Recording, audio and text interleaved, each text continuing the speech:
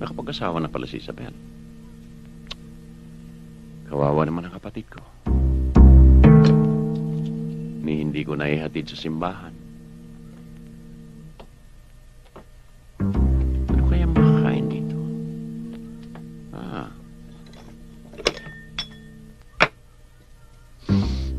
Tama-tama. Ulam na lang.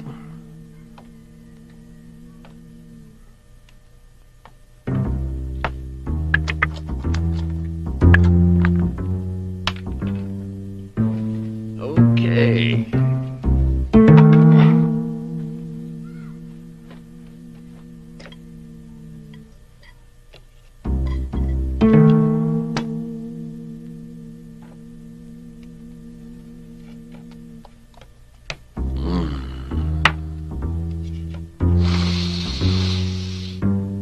Bango.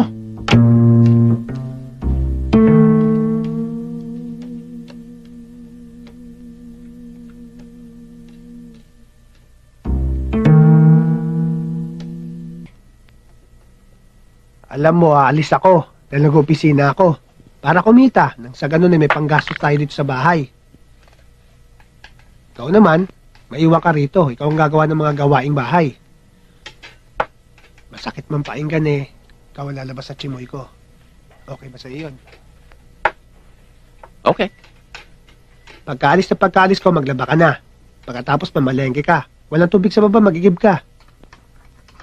At sa gabi, para makapag-relax ka, mamalansya ka na rin. Muning! Muning! Uy! Muning! Kain na! Hindi ka na. Kanina pa kita hinahanap. Saan ka ba nang galing? Kung saan ka nagpupunta, hindi ka pa nagbe-breakfast. Sige na, kain na. Pagkain ba ng pusa ito? Oo. Bakit? Masarap.